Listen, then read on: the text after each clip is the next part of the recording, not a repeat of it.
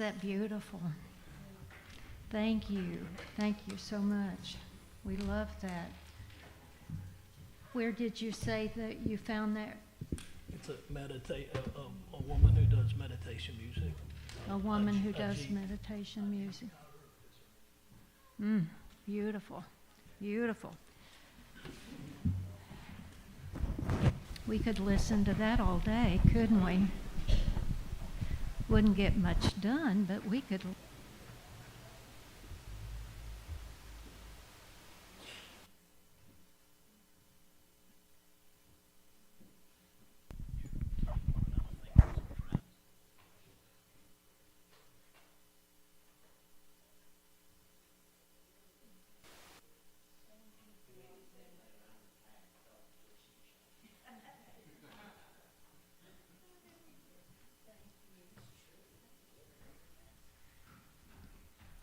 Appreciate it.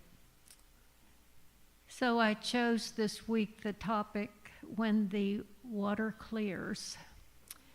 And there's a reason for that. When many of us were in grade school, we called it junior high then, when we had science class, didn't we, Helen? She's laughing with me. Yeah. I remember that we were given a jar, and we lived close near a stream. We were told to go fill the jar with water, bring it back. But you weren't to do anything with it yet. You needed to leave it on the windowsill at the church and allow all the debris to settle. So that then by the next day, if you've left it overnight, you might see how clear the water was. And then they could do all those little scientific tests on it too. But you first needed to allow all the stuff in there, the debris, all of it to settle. Now we know there are a lot of metaphors that say the same thing, allow the dust to settle. That may be one that we hear even more. And all sorts of religions around the world, or not just religions, just systems of intellect, Stoicism. Their thought was to pause before perception. Buddhism, let the mind become like a still lake. Isn't that lovely? Do not stir the water. Do not say, I have been harmed, but wait. Let the impression settle. Isn't that lovely? All this ancient wisdom, Sufism, let the heart become clear as a polished mirror. Indigenous, listen until the land speaks. Slow down. Let the natural world reveal the next step. Be still and know is one that we know well. We've been taught all of our lives. And Zen, don't just do something, sit there.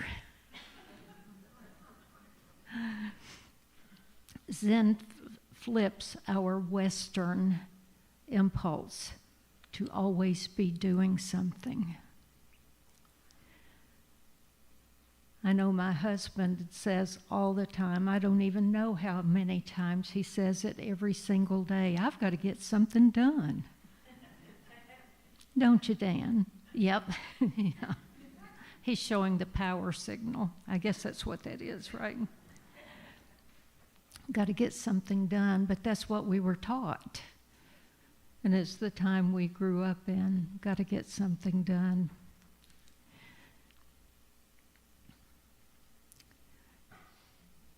And settling in whatever way we see it, whatever metaphor we use, is allowing clarity to come through slowly, slowly.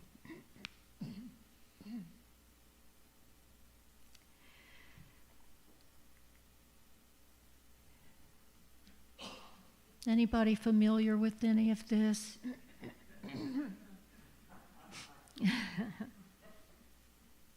Urgent speech. You know what urgent speech sounds like and looks like? And we all do it at different times, don't we? It's when our nervous system is a wreck. I could use some other words, but that's exactly what it is. Our nervous system is all worked up. We start talking really, really fast. That's hyperspeech. Our attention is narrowed, and so are our blood vessels narrowed. It's not healthy. We need to solve everything right now. And if we're feeling pressure, we kind of feel that as a proof of importance. Or maybe the more we get done, the better we feel about ourselves, right? If you ever find yourself taking too much on, talking too fast, try saying, let's slow this down. Let me slow this down right now. Who out in the audience talks too fast? Anybody want to admit to it? Do you? Okay. All right. Do you? Okay. At least you recognize it. You recognize it. And you might say to me, well, Reverend Judy, this isn't really a spiritual message. You're talking about our health. And, well, we came as a package, folks. Body, mind, and spirit. When we came here, we agreed to take care of our bodies. Did you know that? We agreed that. And when you've got too much urgency going on all the time, biologically, we are not built to sustain panic over time. We were provided that sense of urgency when we might meet a tiger on the path. That's why we have that sense. And that fear will do us in good stead sometimes, won't it? It'll help us know that moment we need to do something when we're feeling physically threatened or a family member. That fear, that adrenaline, that anxiety will urge us to do something. It'll urge us to do something. It's important, and we need that, and we don't want to take that away. We don't. But there's too much urgency and fear going on right now, all over the airwaves. You ever watch the news and then you feel like, what in the world am I going to do about this? What am I going to do about this? Maybe you need to watch the news less. Just look at the headlines, see what you can, but for Pete's sake, don't watch it all day long. Your nervous system will never recoup. Never. Then a grounded response might be, okay, I'm presented with something that I'm in conflict over. I'm going to take a deep breath. I'm going to pause before I reply here and make certain I don't say something I'm going to later regret.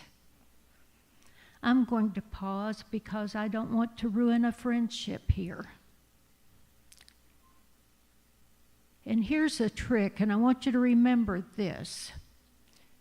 If you're in conversation with someone and there's a conflict or you're feeling anxiety, all you need to do to slow down your own autonomic system and the air around the conversation, the mood, the whatever, slow down your first sentence. Slow that one down. The first few words you utter, slow it down. And what this is doing, you're being intentional about your life. your body, your health, your relationships. This is important right now because many, many of us are living in, maybe you may even be living in a household where you have different ideas about what's going on in the world. And you can't help but every once in a while having a conversation about it. So keep your words loving, kind. Don't react.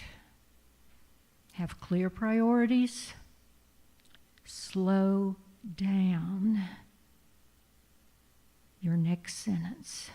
Slow it down. It will slow the mood. I don't know how many of you were here for the Friday night music, but I know that there was a sort of a nervousness going around, and it was contagious. You know, a mood is contagious. Calm will be contagious, but so will a bit of nervousness. I bet the word capo must have been mentioned 20 times. You agree? Cables. Y'all must have mentioned those 20 times over the evening. And I'm not trying to point you out. It was just a reminder. I thought about it a whole lot afterwards. And I know Sherry said, well, it did feel like there was a little bit of a nervous energy going on when we started. And that's not a bad thing. It's not a bad thing. It's just that our bodies, if we continue at that pace, we can't possibly be healthy. You cannot. You cannot.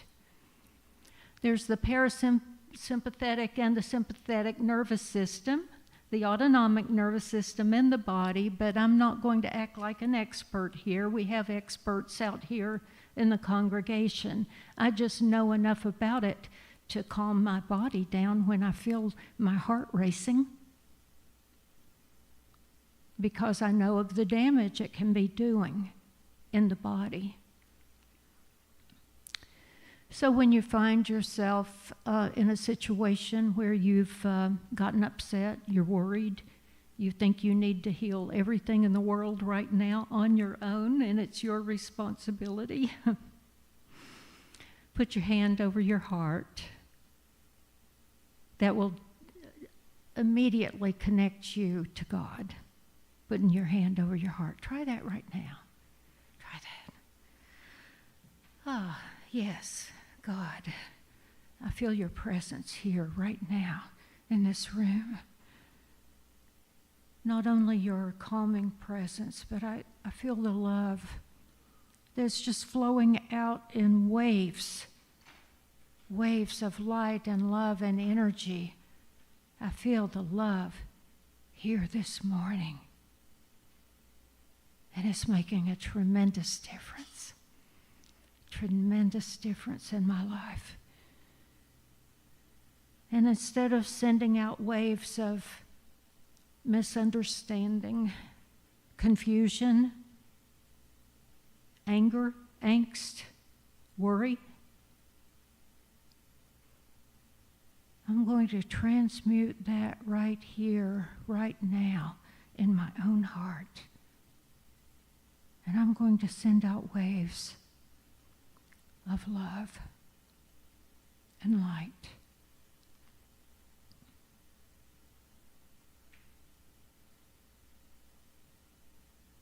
We may not all see the world in the same, but we can love the same. We can love from the heart of God. And that's how we're going to heal. It's how we're going to heal ourselves in the world. It's right there. You can transmute it all right here.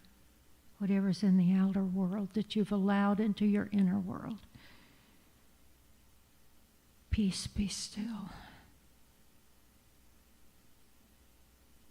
Allow the dust to settle. Allow the clouds to clear. so that I might have the powers of discernment, clarity, and peace.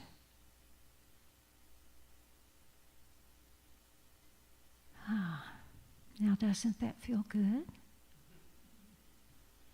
That's just like a miracle right there, isn't it? Isn't that a miracle? You can do that anywhere, anytime.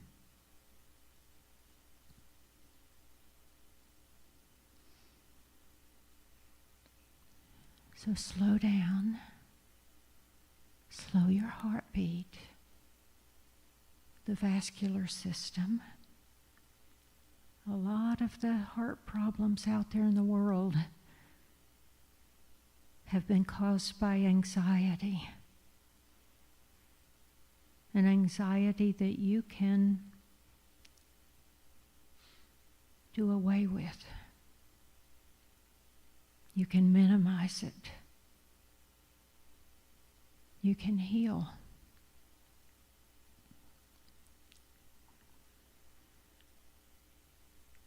So you go back to center.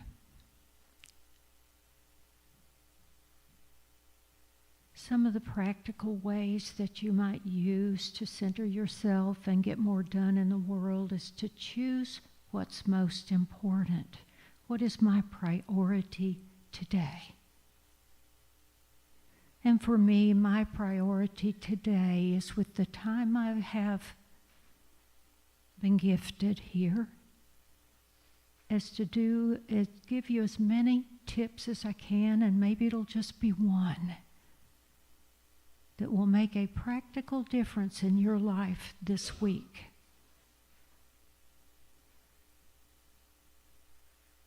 And another practical way, give yourself more time than you think you need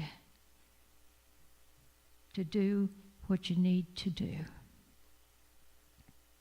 If you think what you're going to accomplish you need an hour for that, give yourself an hour and a half. Do yourself a favor. Leave transition space between meetings, calls, or even ministry moments, like I have. Breathe. Allow yourself to get back to center. That time is incredibly important. If you have appointments all day long, let's say you're a counselor, a therapist, or reservationist, it's very important that you give yourself a moment to breathe between interactions so that you can go on to the next one. Choose your top 3 priorities. Take a breath before answering hard questions. Trust me, you'll appreciate this one, okay? You'll appreciate this. I hope you'll remember it. We all get a lot of tough questions, and being the responsible people we are, we think we need to answer just like that, don't we? That's the way we think we're supposed to be, don't we, Alice? I see Alice laughing right along with me. She understands. Do yourself a favor and just don't answer immediately. Pause. Ask a little prayer. And if need be, say, I'm going to get back to you on that. I'm going to get back to you on that. That way, you know what? You won't regret nearly as many decisions as you've just made. Slow down, pause. Take a full breath before you answer hard questions. Speak your first sentence slowly. Silence your notifications on your phone. Incredibly important. unless you're looking for an emergency call. So one of the things I wanted to leave you with this morning is that you can make a difference in your mental, emotional, and your physical well-being with some of these tips I've just given you this morning. You might even prevent yourself from having heart trouble, vascular problems, because you know when you're anxious, the heart's pumping overtime, the vascular system is, your digestion shuts down. Did you know that? When you're anxious, worried, angry, all of those different things. That there's always a spiritual solution to every problem, and this is one of them. Now, I know that one of the things we've been taught to do is to get a lot done, and I know all of us do. We all have plenty to do. Even if you don't have an outside job, even if you don't have a volunteer position, no matter what, you have the laundry and the dishes and the house cleaning and the errands to pick up food. When you really think about it, we all have a lot to do. We really do. And I know my husband said when I was away for a couple of weeks, he couldn't believe how many dishes there were in the sink all the time that needed to be washed. I said, I know, Dan, I know. I know, dear, I know. He just couldn't believe how fast the clothes piled up, you know, and all of those things. But I want to get back to the idea that I started with, and that is to give yourself enough time to allow the dust to settle. It will. It will. Don't go off on some tangent. You may have just gotten a few facts, and the next thing you know, you're going to run off and tell somebody off about it. And then what happens when all those facts aren't true? You're pretty embarrassed, aren't you? Give time for the dust to settle. The other thing it does, it allows your intuition to come forward. If you're giving yourself a little time, you can actually hear your intuition.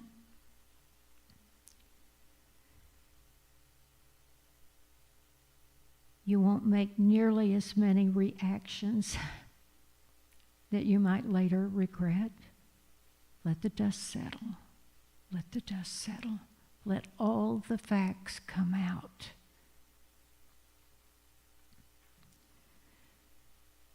And the other important thing it does, it allows time for your nervous system to calm down and come back online in a safe manner.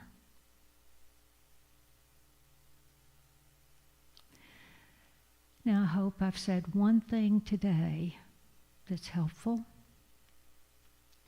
I hope you'll pause before you respond, whatever it is.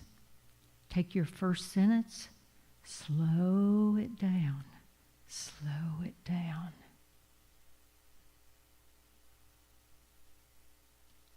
Let the dust settle. Let the clarity and the wisdom appear. And I guarantee you, it'll make a difference in your lives. Thank you for your time.